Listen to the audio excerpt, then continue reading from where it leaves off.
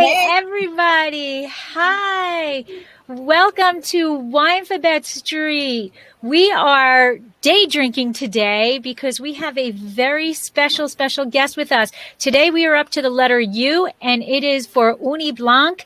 And we have Eric Forget and Julien Boteau.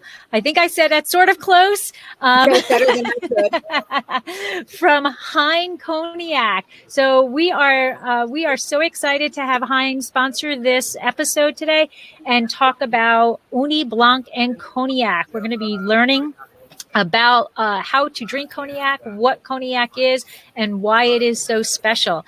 So I am your co-host, Lori. I am a UC Davis winemaking graduate, WSET Level 2 graduate, a champagne specialist, and a sommelier service certified. And I am thrilled to be here and be your co-host for this educational program. And my co-host is Debbie. I'm Debbie Giaquindo. I'm a certified specialist of wine and a wine location specialist in port and champagne. I'm author of the book, Tapping the Hudson Valley, Day Trips and Weekend Itineraries, visiting the Hudson Valley area. And I'm a restaurant owner in Trio, North Wildwood, in North Wildwood, New Jersey.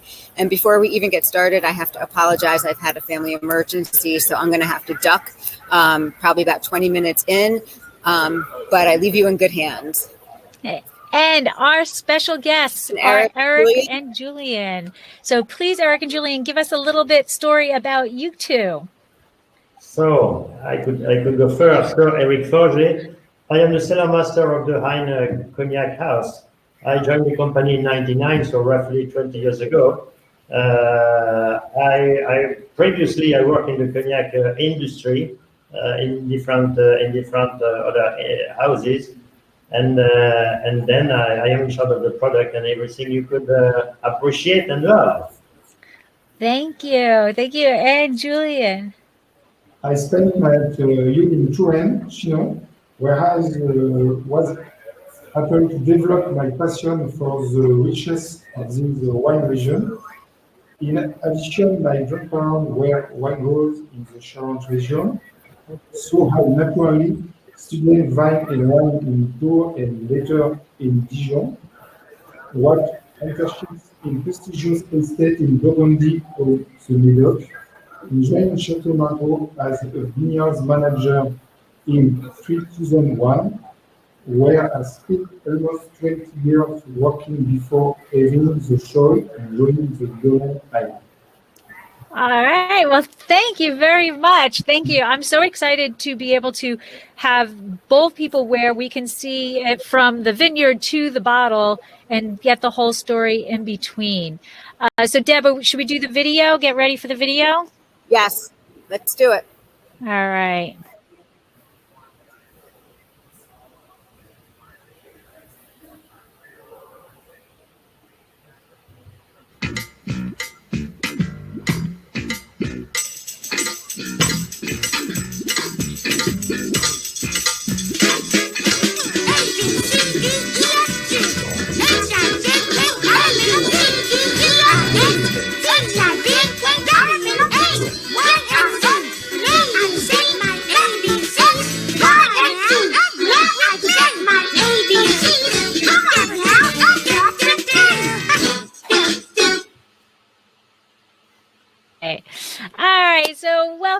Welcome to Winephabet Street, where the letter of the day is U, and it is Ugni Blanc, and we are being sponsored by Hein Cognac. So welcome. So Deb, why don't you get us started? Okay, we'll go dive right into the interview here. Welcome. Eric, you began working at Hein in 1999. That's a long time ago. What were you doing prior to that time? Before to join Hein, I worked in another small company called Hennessy. Small company. Small company. Yes, I was in charge of the supply for wine, for distillation, for all the products, and also the relationship between the house and the suppliers.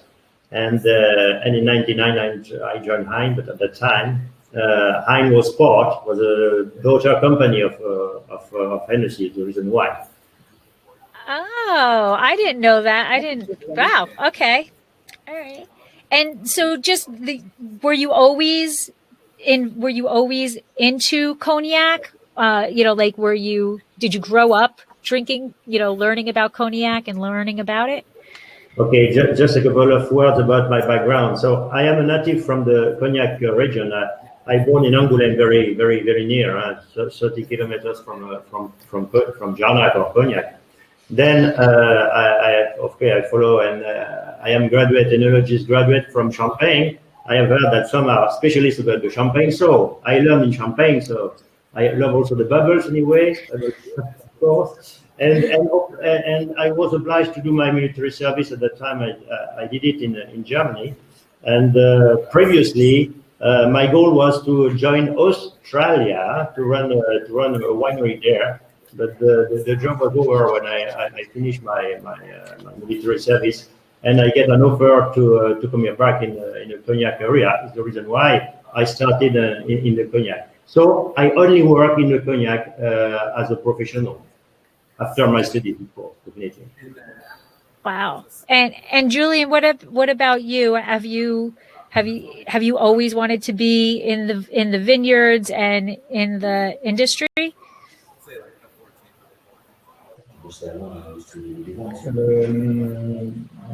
In Chateau Margaux. Oh, yeah. All right. Very nice. Very nice. Very nice. Deb.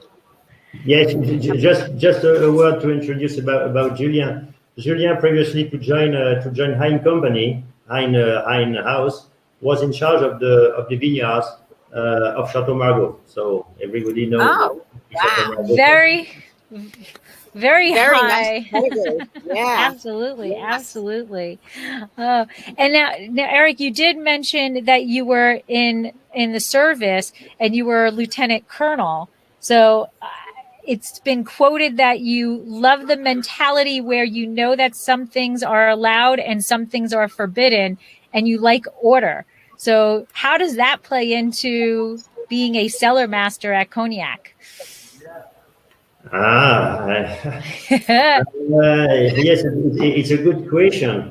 I believe it's helped a lot because, of course, everybody knows that in the army, everything is more or less not all the time strict, but anyway, there are limits, and of course we have orders. Some things are allowed, but that is very important. Is how you have to get the target. How you have to run your way, and I believe in a company more or less we do the same. Everybody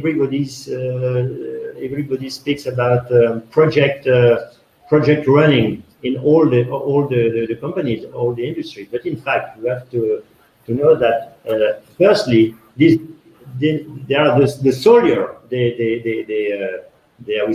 They are more or less established this running business. So the link is very easy to understand. But I love the mentality because, of course, not everything is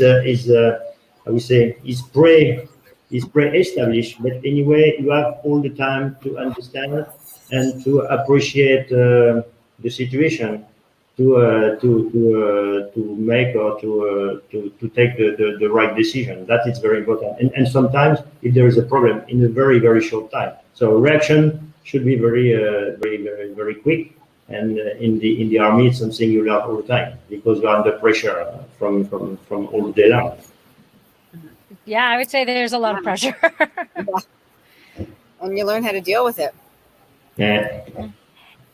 What happens? So how does that order mindset fit when what Mother Nature comes in and changes things? I don't know if that's more for Julian or Eric, but Mother Nature plays a big role in the life of a cognac house. Mother Nature, no. Right. Yes, yes. You speak You speak about the climate change or about in general? Just in general, in general, you might want to, you're planning your harvest to be picked at a certain time, and then Mother Nature is going to decide it's going to rain or the temperature is going to change. So there's a lot of variation. You've got to find that middle ground between order and a little disorder. Yeah, but that's the nice thing. It's never pre-established. Of course, we have to follow the nature and the weather.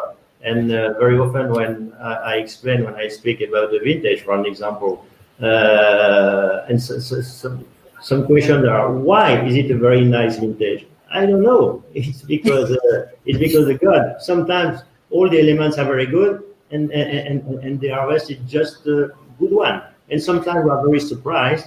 It was a normal year. I'm speaking about the rain, the sun, and everything, temperature. And even if everything is just normal, the vintage could be great. So that's part of mystery. So, of course, we have to follow orders or lines, but sometimes we are also to play with the nature. So it's never fixed. So we have to play with, of course. I love it.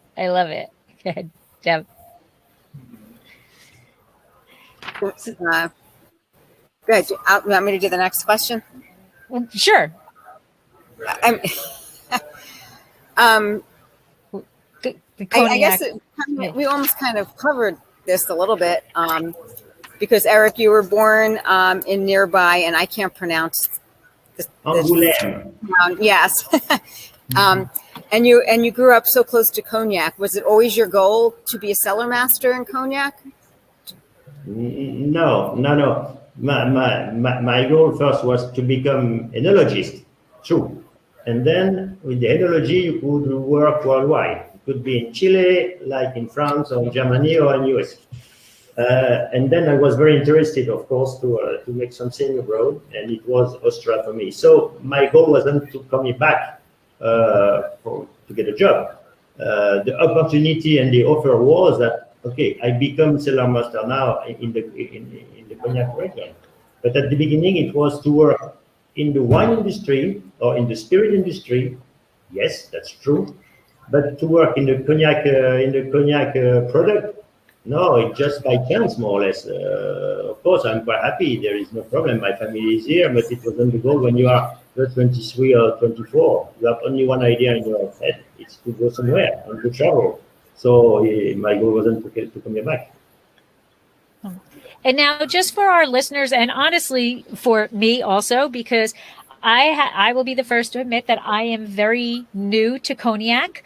I think the only cognac I've actually had was in the WSET class. So can you just give us a little background on cognac, where it's located? Because cognac gets its name from the village that it is made. So can you give us a little bit background of where it is and a little bit of the history of that region? So where it is situated?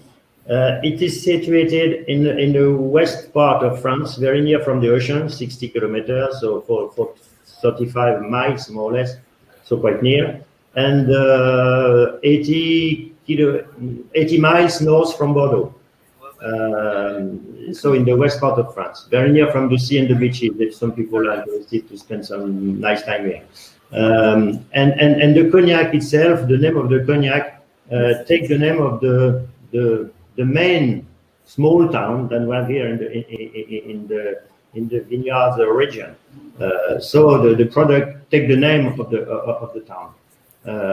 Just to give some elements to understand how big is the region of the cognac. In terms of vines, we have 80,000 hectares. It represents roughly 12% of the total surface of the vines in France. And to give an example, if I compare with the US, the surface represents 20% of the total American surface in terms of vines. So it's not big, but it's not small. Small, no, not at all. Yeah, the Bordeaux it's roughly 100, so it's a little less. And the Champagne 25,000. So just to give an idea. We are three times bigger than the Champagne area. Champagne for sparkling wine, I guess.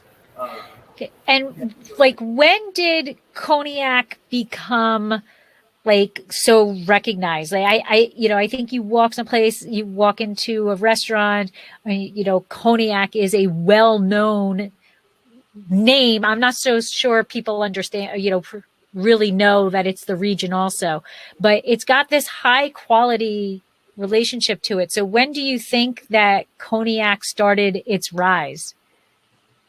Firstly, the business of the cognac wasn't made or established by the French, but by the Dutch and the Anglo-Saxons people.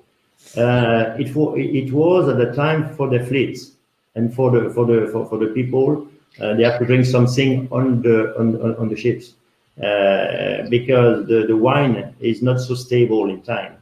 And they have the great idea to distill the wine into spirit, and then of course the spirit is quite stable in time. So it was made by the Dutch and the Anglo-Saxons. So what did they purchase the wine, they distill the wine, and then they import in their country. It's the reason why for decades or for centuries the British they store a lot of cognac in their warehouses, in their harbors like London, Bristol, or Glasgow. So that's the beginning of the history. And then year after year or decades after decades, the people, of course, they become more and more specialists and lovers about the cognac, and they have understood that the soils and the subsoil surrounded cognac are seen as the best because originally it was more on the coast. Near La Rochelle, west from here, and then the surface of the vineyards migrate to the east because the soil were better and better. And to be honest, since 1 century now, it's very well established, and the cognac, because the vines they are on the best soil, the quality improved a lot. And it's the reason why the cognac is very well known and very well appreciated as a very upscale legal product now. That is the story as a summary.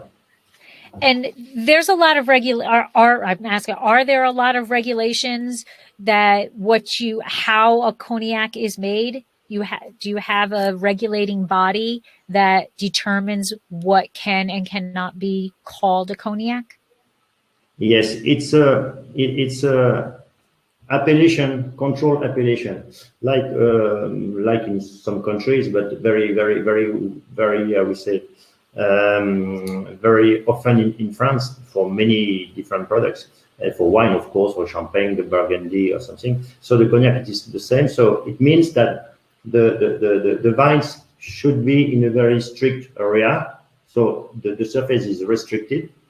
The vines, the varieties, they are defined. The most important is Ugni Blanc, 98% of the surface. The rest is more or less for memory. So we have to distill. So we have vines. So you have understand where we are.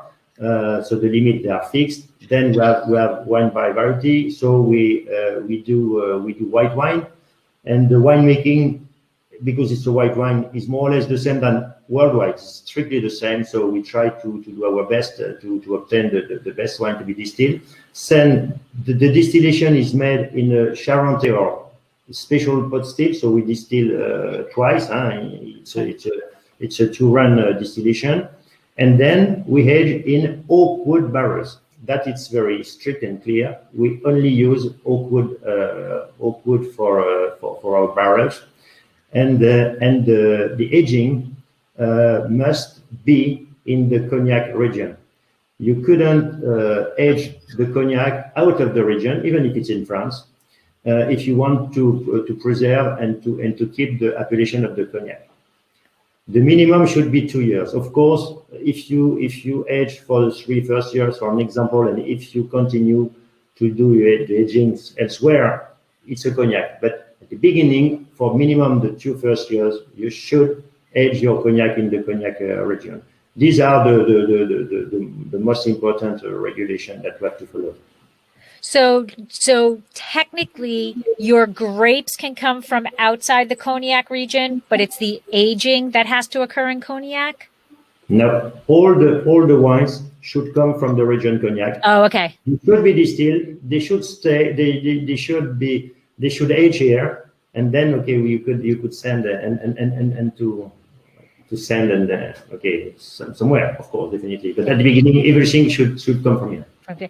And then in terms of your barrel program, is it new? Is it neutral oak? Is there what do you use in order to age? For in a large majority, and maybe more or less 100%, all the trees we select to make our barrels are for a large majority from France.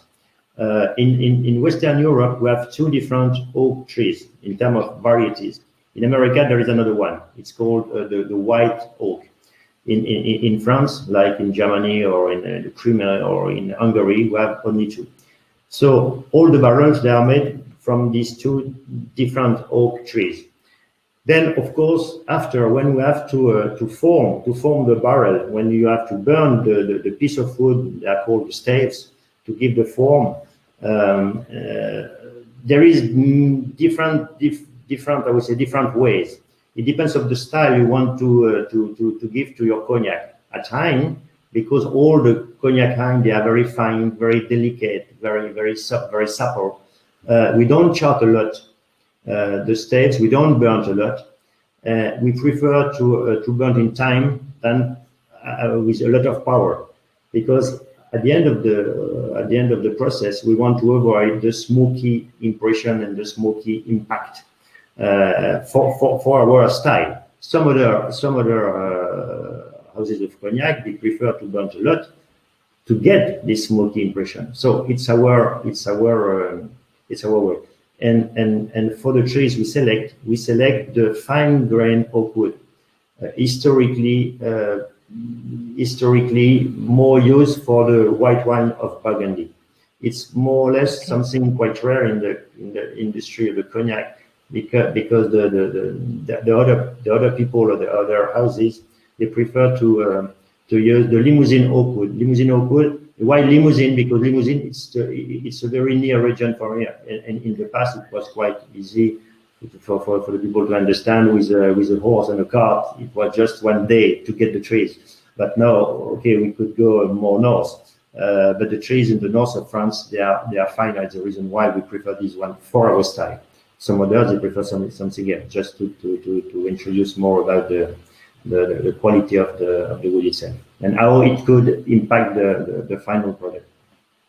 And now I'm not going to taste yet, but I just want to talk. We have two different types of Hine cognac here. We have the rare, which is a non-vintage, and then we have this Hine that is a 2010. So my question is, how is cognac kind of made in turn? Like, is this non-vintage one, is it kind of like a Solera? Not that it is a Solera system, but kind of that similar thing where you have your aging occurring so that it's always consistent year after year, like a Solera system where, it's constantly kind of regulating that it's the same every year? Or is it every vintage is different, and how are you getting that non-vintage cognac? Thank you for the introduction, because you have more or less the answer. But anyway, in general, the cognac are blends. And why blends? Because our raw material is wine. And everybody knows that in the world, everywhere, you have good years and sometimes poor years. Depends on the weather. And so it's up and down. If you want to maintain the quality and to maintain consistency in time, the best solution is to blend from different years, from different location, from different district, from different grapes sometimes. But anyway, the goal is to maintain consistency in taste. So the cognac for 99% are blends. It's a big parallel, and it, more or less the same than with the champagne. The champagne, they are blessed. Brut, you have also vintages. In cognac, we do the same. If a year is very good, you could select the cognac from only 1 year. In that case, of course, you put the date and you have the vintage. But in a large majority, the cognac are blends. At Hein, we are known and very well recognized as maybe the most important vintage maker, and since decades and decades, because it's in our DNA, more or less. We are, at the beginning, we were English. Hein is not French, you could imagine. So the founder came from the Dorset in England, and our relationship with UK is very strong since a long time. And it just to tell that we hedge all time some cognac in UK, and the cognac we hedge, it was in the past, were vintages, so the best of the best and the best years. So we continue to do. And the good example is this domain. I will introduce it a little later on. But anyway, you could find some vintages, but in a large majority, we have blends. And the blends are under the three denominations that everybody knows, the VS, the VSOP, and XO. And I could come back and explain more if you want. So I want to go a little bit, since this is about the letter U, I want to bring in Ugni Blanc, which is the main grape that is used in cognac. So can you tell us a little bit about Ugni Blanc, like what the grape is like, how it grows? You know, every grape tends to have something that annoys the vineyard manager that they've got to really pay attention to. you know, Pinot, all of that stuff. So can you tell us a little about Ugni Blanc and, what the grape gives you as it grows? Cognac is made from white grapes varieties whose maturity is characterized by a low concentration of sugar and a high acidity. Ugni Blanc is the most widespread, accounting for more than 98% of production. Colomba and Folle Blanche variety are also used.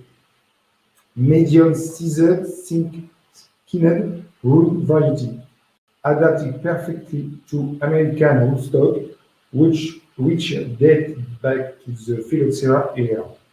The very pronounced acidity naturally ensure the preservation in the future wine, but also, above all, the quality of the future produce. The low sugar content result in a wine which low alcohol content and allows optimum concentration of aromatic substance after the double distillation stage. A very, very resistant variety to wood.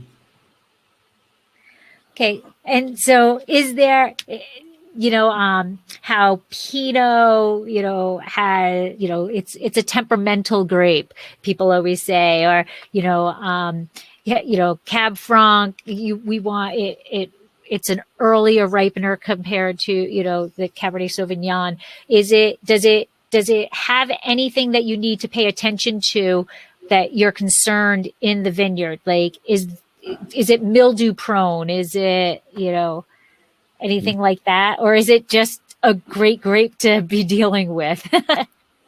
The most important thing, and Julien introduced it, it's very resistant to rot. Oh, okay. Resistant to rot. Okay. I mentioned that we are quite near from the ocean. So it means that we have a lot of clouds, they come from the ocean. It means a lot of rain. Rain, moisture. Rains, mushrooms. Rain, disease, mildew and oidium. So that is the most important thing we want to avoid. And it's very resistant to rot because Ugni Blanc, it's a variety which comes from Italy. The cousin of the Ugni Blanc is Trebbiano Toscano. Oh, okay.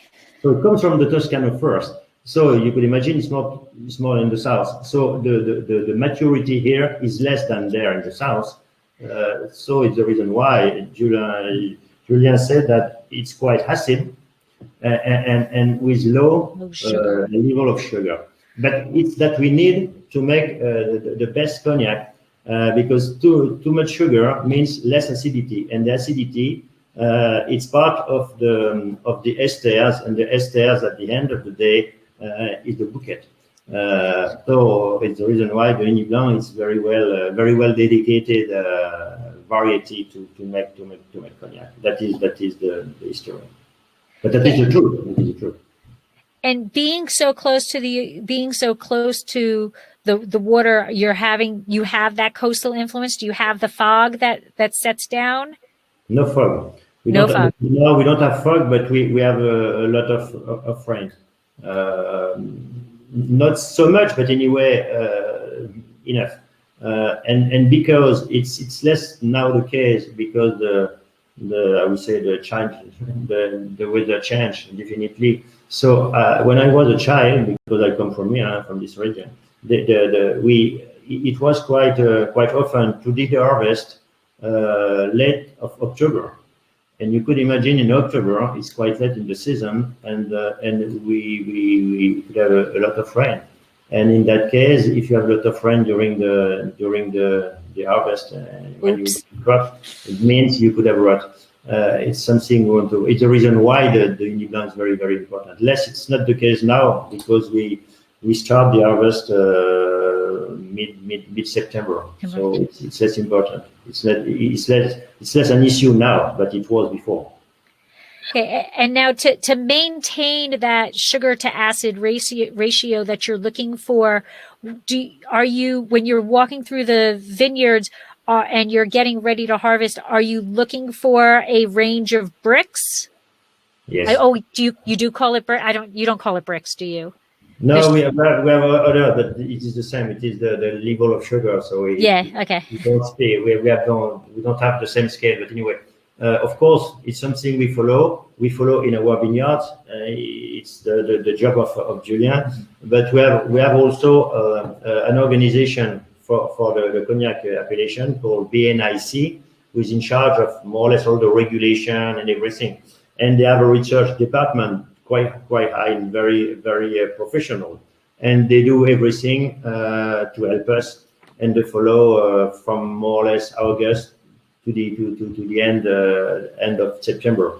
And they pick some grapes everywhere. So and they could deliver the right level where we are and how we could imagine and when we have to start our harvest. So it's a good help. Basically, it is necessary. It is necessary. Wow. Okay. All right. And then, Julien, so Ugni Blanc is actually locally known by Saint-Emilion, by the name Saint-Emilion. So what is the relationship between Ugni Blanc to Saint-Emilion? Yeah, explain it. It is called Saint-Emilion because it is said to have come to Charente via Saint-Emilion.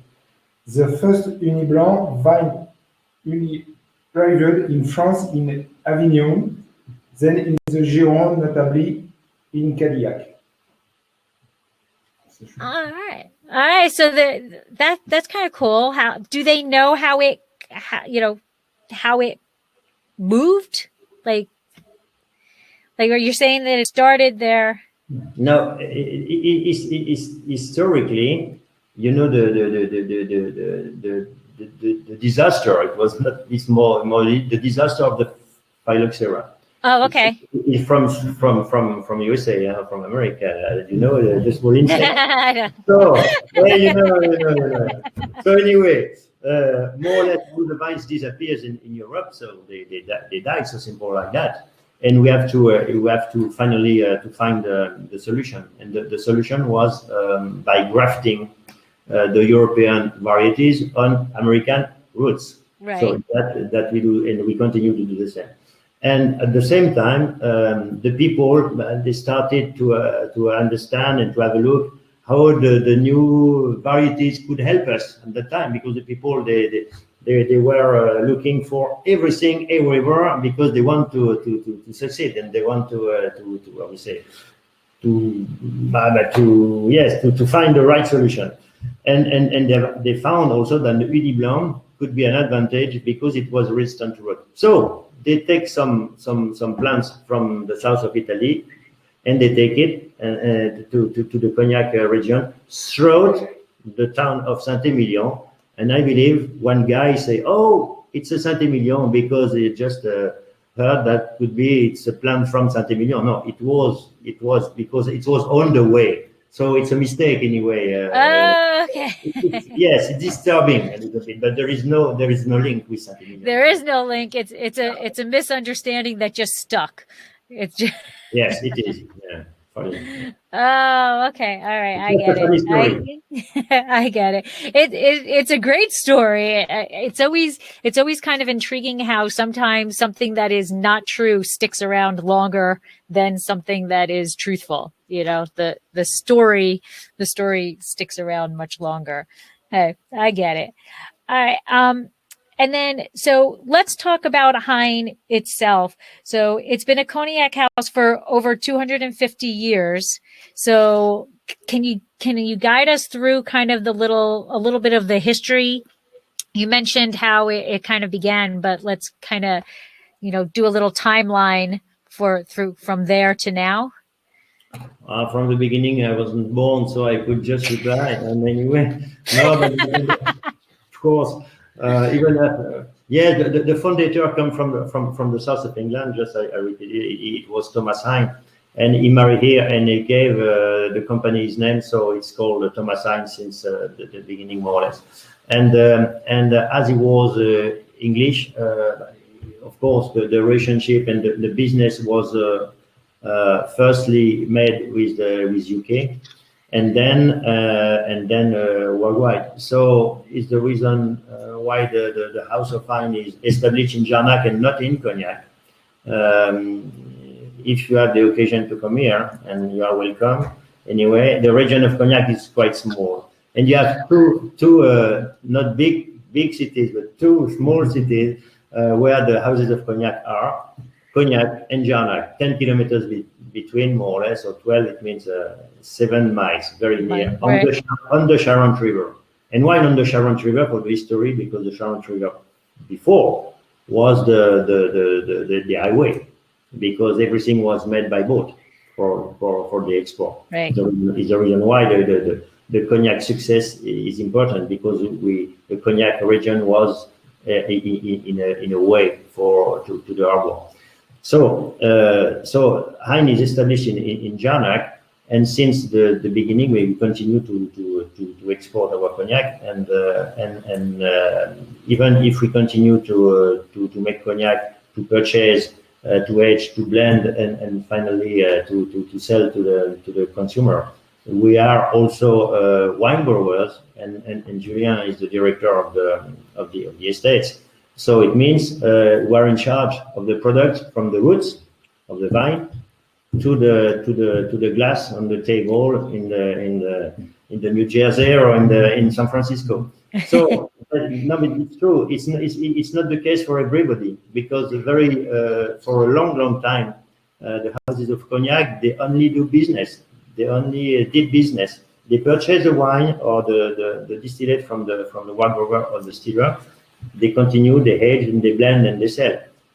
Just a few companies, more or less, are able to do the whole process like us. That is very important for the quality and for the consistency in time. It means the cognac we have in our warehouses, 10 years old, 20 years old, they come from our estates, and everything is done to follow our style. It's important. Of course, if you purchase from the trade, if you work with some workers, sometimes you find that you need it, but sometimes less. So it could be difficult for the cellar master. Of course, it's the job, so I'm in charge of it in a way. You have to cook it, but it's less easy if you start to elaborate your quality first in line with your quality or quality policy. It's that we do at time. And the style of Hein was established a long time ago. Hein in the cognac approach is maybe the most floral, the finest, the most delicate the very soft, very velvet product. It's totally true. And if you have a look, something we could discover after, if you have a look about our cognac, they are quite pale, they are not so dark. So it means what? There is less wood. The wood is very important for the aging. Of course, we need wood because it's combination with the element of the cognac, of the distillate, and it's part of the bouquet and I would say the complexity. But if there is too much wood, the wood could be seen as a killer. It could cover the finesse and the bouquet. So at times, as we want to preserve the richness and the delicacy, because we only work with the champagne two districts the best, and because from these two districts the cognac, the wine are the best in terms of richness of aromas, we don't want to cover these aromas. So it's the reason why we reduce the quantity of wood.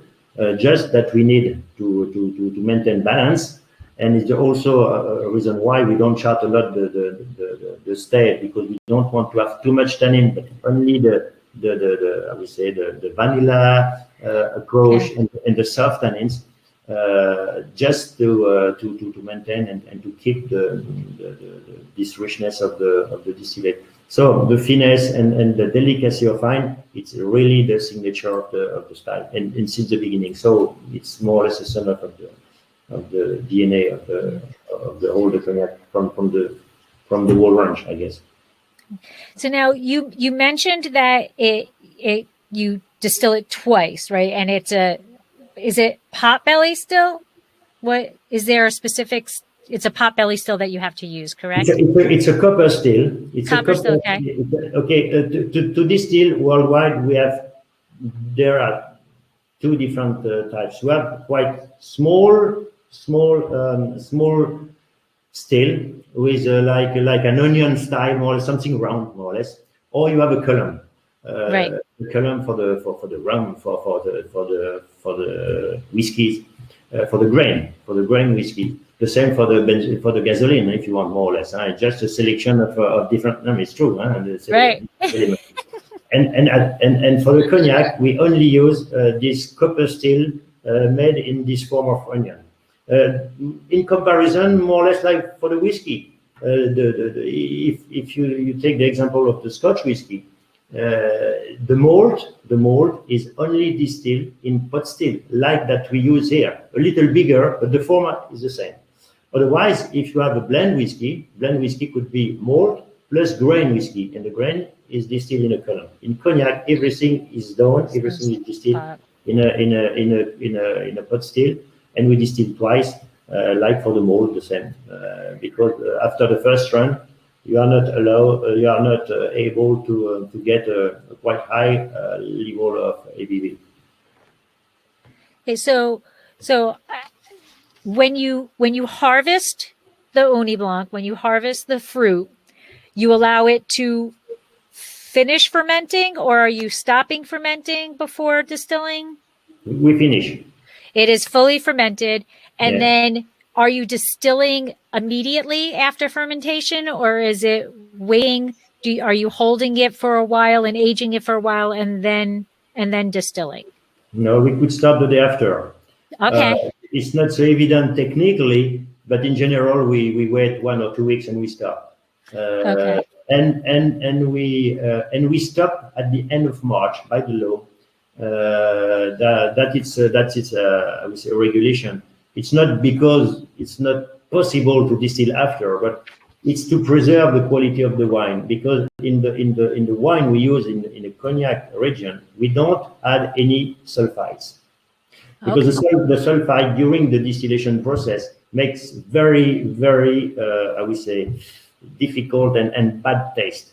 So we don't add anything to preserve the quality of the wine. So the only thing, or the only help we have to maintain the quality of the wine is the temperature, outside temperature. And you could imagine in the winter, it's colder than in the summer. So the people here, they have decided end of March, it's enough. So we stop the distillation. So we distill more or less from October to end of March. Okay, that's kind of cool. All right, I get that. All right, so now the House of Hine has 3 tiers or groupings, I guess. You have the great classics, the singulars, and the exceptional. So can you explain what each of those three tiers mean to Hein? The great classics are more or less the denomination of everybody. On the shelves, you have some selection of cognacs. You have the VS category, the VSOP and XO. VS, we have kept the English denomination because VS means very special, and VSOP very super old pale. So we have in France, but we have kept the British in XO in extra. So these are blends.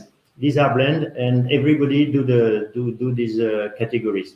At time we don't make VS. We start with the VSOP for one reason, because we only work with Grand and Petit Champagne. And Grand and Petit Champagne, they do the best wine and the best cognac, but they need more time to reach a certain maturity. So to make a VS, I mean quite young cognac with wine made from the distilled champagne is a nonsense, because there is not enough maturity to make something good. So it's the reason why we start with the VSOP. So everybody do the VSOP. At time we have the VSOP hedge behind, for example, and we have the XO and XO. Everybody. These are the main range and the normal range. Then we have something exceptional, or how you mention it. I don't use the second family. The great classics and then the singulars. The singular. Thank you so much. The singular. Why singular? Because it's something rare, and not everybody do this such product. And one good example is the domain cognac. So it's something we have launched 10 years ago, and we started more or less 10 years ago. It was more or less my idea at the beginning. We are quite very happy and lucky to have very nice estates in Grand Champagne, in the heart of the Grand Champagne. Grand Champagne, more or less, it's 15 different communes or parishes. And among these parishes, they are very, very good. And one is Bonneuil. And our main estate, from where Julien is coming, or is in charge of it, the soil, the subsoil, and the quality of the wine is gorgeous.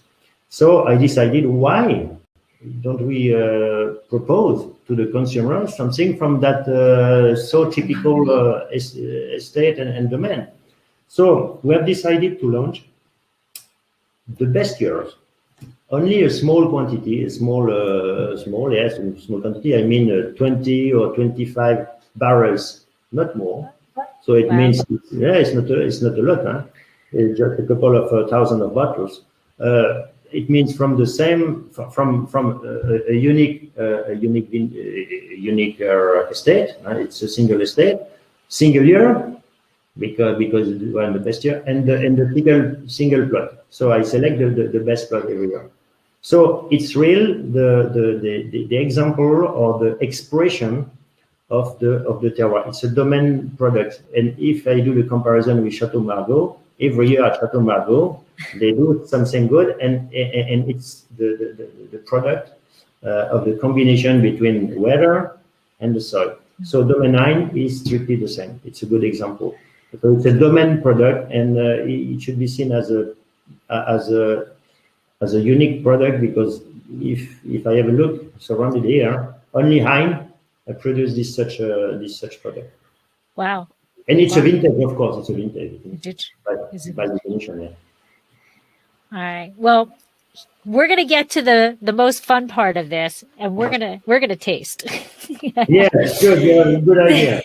So my first question is, how do you, somebody who is just coming into cognac, just trying cognac, how are you suggesting someone taste cognac? What do they do? What temperature? You know, how does somebody new to it approach? Now, I noticed that in the rare, in with this bottle, I had a very special package that also included these cute little ice things. So basically what I did was I opened it. I saw there was an H for the Hein, and then you filled it and then I froze it. So I have ice cubes here. So do you typically drink cognac over ice cubes? It depends. It depends. Okay. It's a very good question. The question was, how do you prefer to taste it? It depends if you want to taste it, if you want to drink it first. Okay. It's not the same. No, it's a joke. No, I get it, because you can either drink wine, or you can sip wine, or you can drink wine. So I get it. I'm right there with you. The same for the opinion. No, it depends if you want to drink it neat. The glass shape is very important. The best, if you drink it neat. Okay. Neat, the best is the okay. or the port wine glass or the wine glass. Okay. Not the flute of the champagne, definitely. Right, if you drink it neat.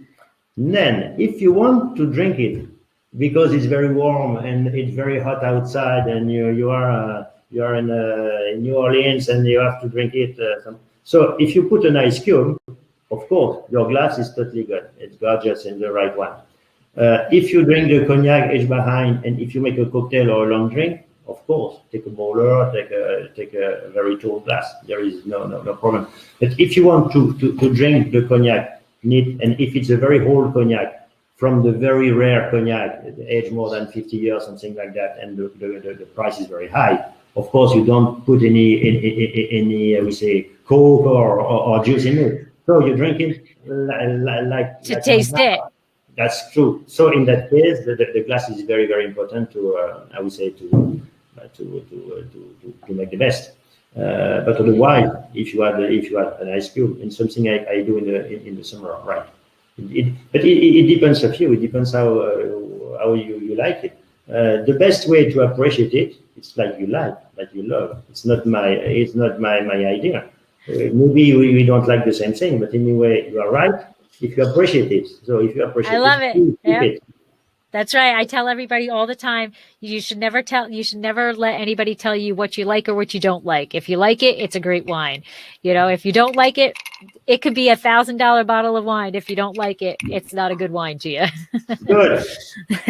All right. So how do you want me to try this? Because I'm going to follow what you suggest me to do. Do I dump the ice cubes? Because I have another glass here. It's still the same shape, sadly.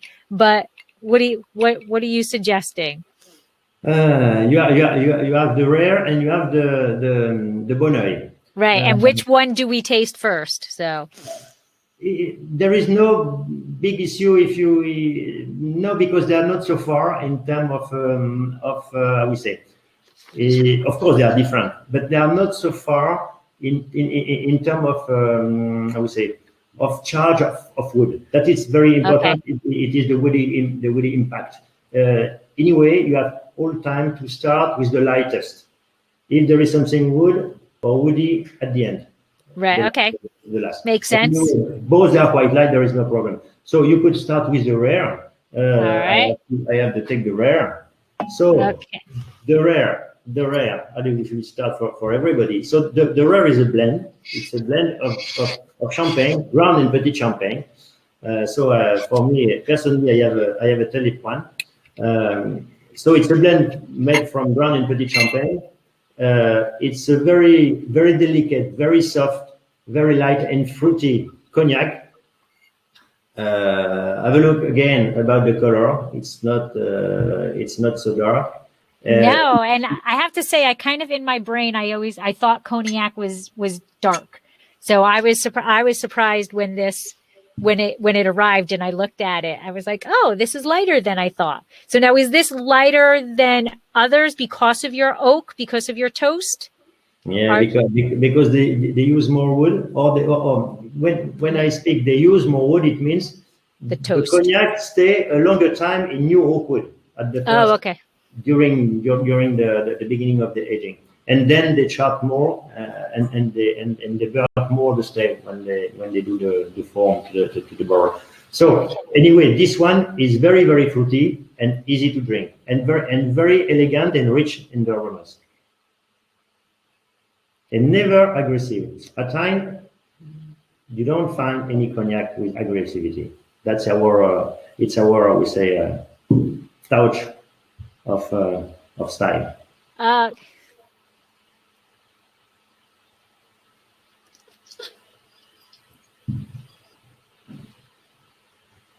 Oh, it's so, all right. So I'm going to say one of the reasons why I don't drink, I stick to wine mostly, is because lots of the spirits, lots of things like that, they burn me.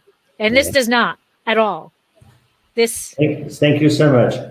It's our goal. It's that I try to make all the time, because very often a lot of people, and first the female, they say, I don't drink cognac because it's very harsh, it's very aggressive, it burns.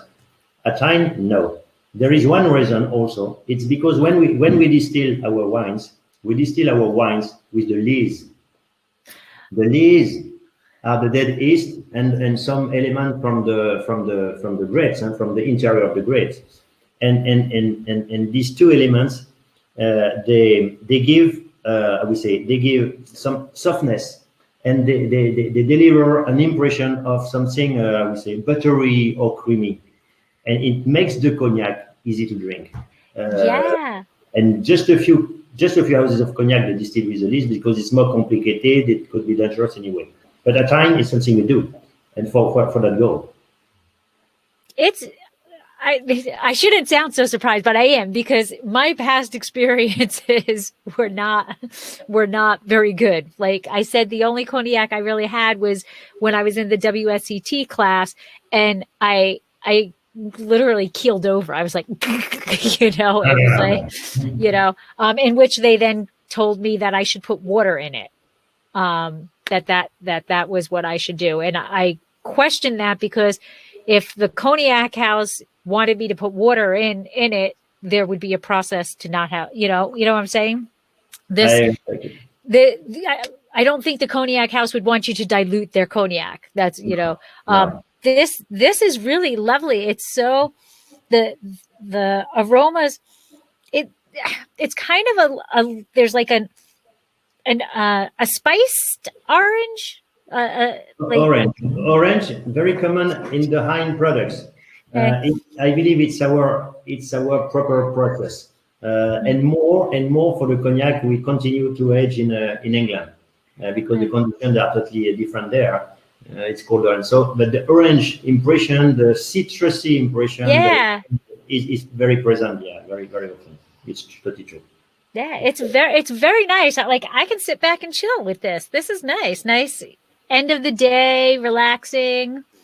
It's a great time. For us, it's 7:30 p.m. For you, it's 11 something, no? It's 11 a.m. for me. It's close enough. No, it's 11 a.m. No, it's true. Yeah. It's a very good time.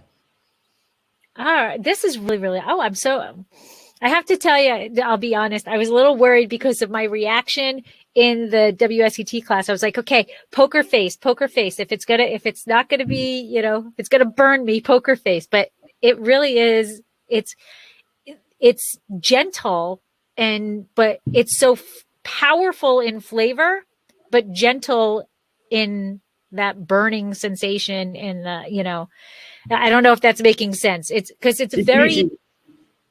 I agree. Next time you could do the presentation, because you have the right words to describe it. It's totally true. It's that it's how we describe the cognac line. But it's not just describing; it's also something you could, I would say, something you could appreciate and understand when you taste it. Yes, so, absolutely. Because a good cognac should be, as you totally say, you're totally right, it's very supple and everything, and it should be rich in aromas. Because so many cognac, because they are too woody, they have one impression. They have the wood, and beside they have the wood and the wood and the wood. So they are mono. It's true, mono taste or mono. So at time it's an explosion. It's like a bouquet of aromas, because we have at the beginning, of course, definitely throughout the raw material, and because we keep them. We keep these aromas. We never cover them with the wood. No. Never. All right. let's move on to The second. Yes. So now this is a 2010. Yes. And it's pretty cool because it's got what bottle number it is. So my bottle is 108 out of only 450 bottles. So first of all, thank you. If you only have 450 bottles of this, thank you so much for sharing it with me. And now, so it was bottled in 2020. So it was bottled July 21st, 2020. And then it also has a cask number on it. It says 18 out of 18. So can you explain? Just to sum up, the Bonneuil is not easy to tell in English. I know Bonneuil means good eye because the where we are situated there is an overview and it's very nice. So it means Bonneuil good eye, so nice overview. So that's the meaning first. Okay. So we elaborate and we launch onto the market this special product. Only the best years. So 09 we don't have because we don't make it because it wasn't so good. 11 the same. So you are very lucky with the 2010 because I believe is one of the best since the last 30 years. To be honest, it's a very nice vintage. Not only for the cognac, for the Bordeaux area the same. And Julien could speak a lot about it. So only the best years, and I select from the best plot of the estate after the winemaking, of course, and after the distillation because we distill batch by batch, and I select the best, and from this best I select 20 or 25 not more cask. They are aged in a separate cellars, not warehouse because it's smaller as a cellar on the estate, strictly on the estate, and after 8-9 years. We finalize the cognac and we start to sell it. And when I speak about this cognac, it's totally pure cognac. The only thing we had in this cognac is just water to reduce the ABV. That's it. There is no addition of nothing. So it's real. It's real the truth of the cognac. And this cognac is called as a professional eau de vie brute. Brut means, you understand, brut, totally natural. So in a blend, you could appreciate it or you could understand that cognac as one of the ingredients of a blend. But in that case, it's only one, of course, definitely, because it is the best. So the goal is to propose the best years from the best location of our estate. So we started with 2005, we have the 6, the 8, but you don't have the 7 because that's a good, the 9. And the next will be 2012. Oh, okay. And not 11. So, and we want really to propose that I explained it before. So I mean the expression of the combination between weather and soil. That's it. And of course, for the rest, we try to do our best. And again, have a look about the color. It's very pale. Oh, yes, we have to open it first. Yes. All right. Oh, it's lighter. It's even lighter than the original, than the rare. Yes, it's extra made. It's extra made because more than for the other cognac of the range, we want to preserve the richness of the aromas. And the more you have the wood, the less you have I would say the less you have the explosion of the aromas because the wood could cover a little bit. So the reason why it's very pale in wood because they stay just instead of 8 to 9 months in your wood, only 5 months. Okay. Yes, because we need the wood, but not so much because we want really to preserve this fruitiness, this floral hint. See, now I still get orange, but it's a different orange. I still get orange, but the first one kind of had like a little spice to that orange, and this does not. This is more citrus, or citrus with that orange. Personally, Personally, I found a little bit melon on the nose. Okay. Oh, it's a whole. Oh, wow. That's a whole different. That's a whole different wine cognac. It's that the palate is, and it. I don't. This to me is higher acid.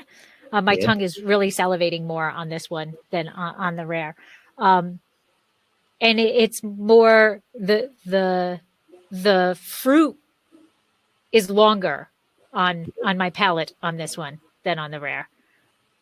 It's longer. They are very different. They are It- very different. It is totally different, but have a look again. 2010 is one of the best since maybe 20 years.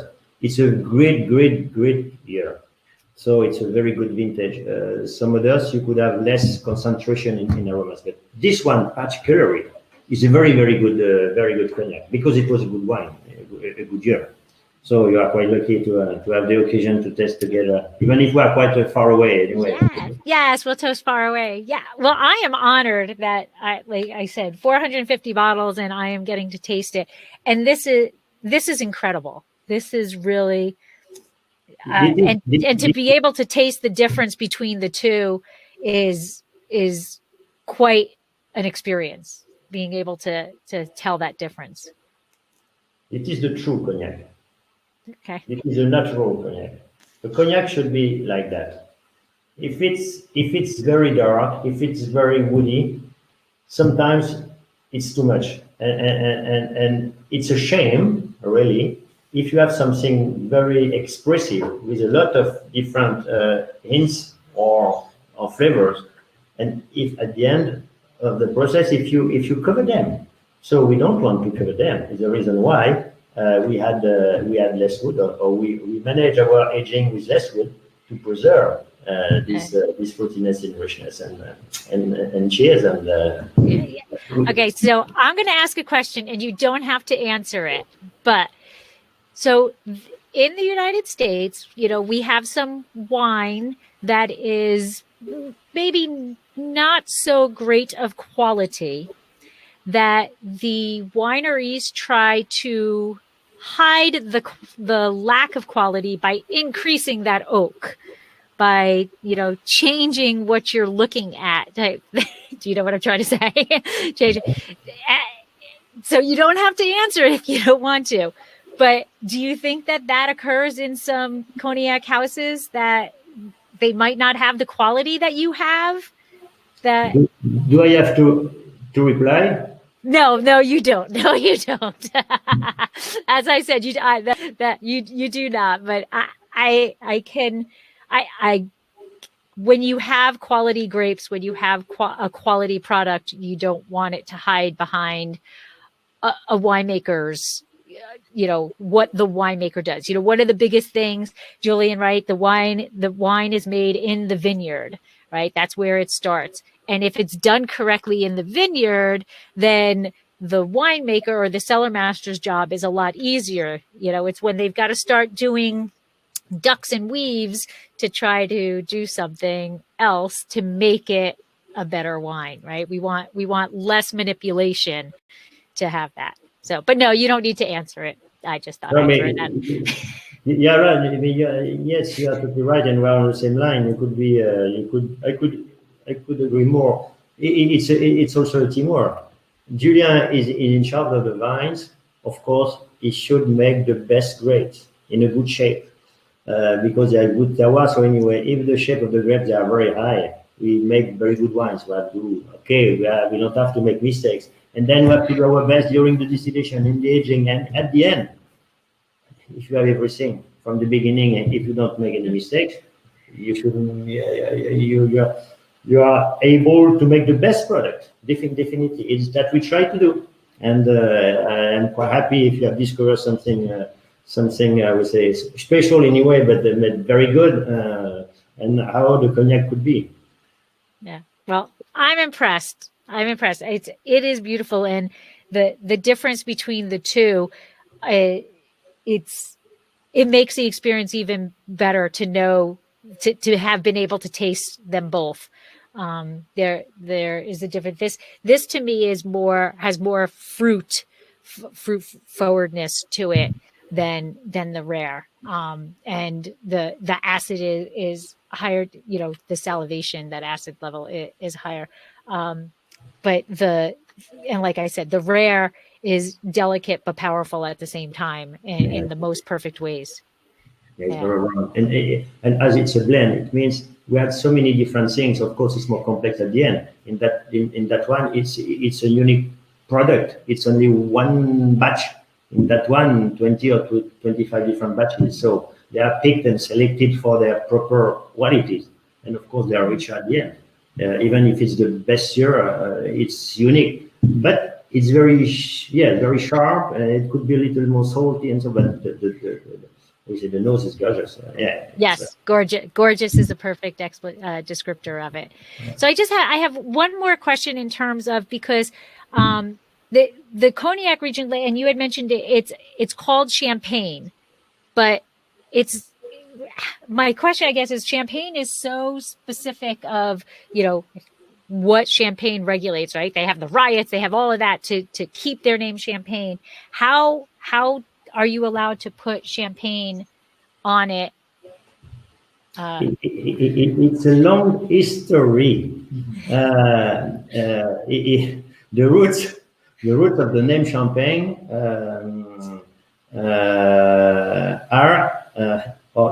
took part during the invasion of the Romans with Caesars at the beginning of the two millennium ago. Everywhere, when the Romans, when the army of the Romans, everywhere when they have discovered the same soil that they have surrounded Roma, the town in Italy, the capital of Italy, they gave the same name, because surrounded Roma, the soils are very chalky, and the province there is called Campania. Okay. So, you know that. So everywhere they have found the same soil, they gave the same name. When you travel in France or Western Europe, everywhere you find some villages with Campagnac, Champagnol, Champagne. Everywhere they have the same name, even in the south of England, in Switzerland, Germany, or in Belgium. So it means, Champagne means chalky soil. So it's the case in the north of France, from where the people, they do sparkling wine, Champagne. So I study in Reims, so I know very well. I know the Champagne and I appreciate it a lot. But here, because it's very chalky, and we have on the same level in terms of geology, so it's also called Champagne. So Champagne is the soil. Okay. And in the Champagne for the product, they gave the name of the soil. Here we gave the name of the town. But in fact, the soil, they are the same. They are very similar, very, very similar. So, but you could find also Champagne wine in Switzerland, because they elaborate Champagne wine in Switzerland, not white wine. Okay. Right. All right. All right. Awesome. And then my last question is going to go back to Julian, because I am a tree hugger. I love the environment. I do all of this. And so the House of Hein just renewed your certification, environmental for cognac, and then the HVE, and you've got a double certification, that's 90%, and you're looking to get to 100%. So congratulations, because I love any place that does something for the environment. But so what's the story behind it, the passion behind it, and what are you doing to continue that certification? Mm-hmm. We are very proud to be among the first in the Cognac region to have the dual certification for all your estates. This is a crucial step towards true traceability in the vineyard. It is a real foundation for going even further in your environmental approach to law. No, I just have to say, I love it. I love it because you're the first. So to be the first to do anything is wonderful, but in my opinion, to be the first to do something for the environment is kudos. So not only, but I think that carries over to allowing Eric to make this incredible cognac that, phenomenal cellar master, but you have to start with good grapes. You have to start with good vineyards. And in order to have good grapes and good vineyards, you have to care about nature. You have to care about the soils. You have to care about giving back, what Mother Nature is giving to you. So thank you for doing that. And it shows in the wines themselves. So kudos. Thank you so much for yes, kudos. For your confidence and for your approach. I'm sorry, what? No, thank you so much for your confidence and for discovering our product and how we could appreciate it, even if it's in different ways. I mean, different glasses or different with something or neat or. Well, I'm going to I'm not, this is embarrassing to say. I actually have a glass that is similar to that shape. But I saw the ice cubes, so I went with it. No, you're in the right. There's no problem. Anyway, so that is good. That is good. And then before we leave, I just want everybody to know how to find you. So if they come, now that things are opening up again, if they come to the Cognac region, can they come and visit the House of Hein? Can they do tastings there? Are you welcoming guests? Of course, we have the people. Okay, we have the COVID for the time, but it could be finished in a couple of months, something. But anyway, of course, we have some visiting tour here. You could also visit the estates. It's not so far, and you could also have personal or dedicated tasting. Yeah, why not? Which I highly recommend now. That's right. But anyway, no, everybody is very welcome here to visit us and to take part and to understand more about how we run the cognac production and how we could make this such a nice product and the people could appreciate a lot. Thank you so much. Everybody. Well, thank you. Thank you so much for taking your time, both Julian and Eric. And thanks to Clayton for organizing it for us and for sending me these wines. And I say slancha. So I don't know if you do this you do cheers with cognac? I don't know, but I'm going to do it with you anyway. So I say slancha, which is Irish Gaelic. So slancha. And thank you very much. Enjoy your evening. And thank you both for such an educational experience and for wonderful cognac. Have a great night. Thank you so much. It was a great pleasure. Thanks a lot. Bye. Thank you so much. Bye. Bye.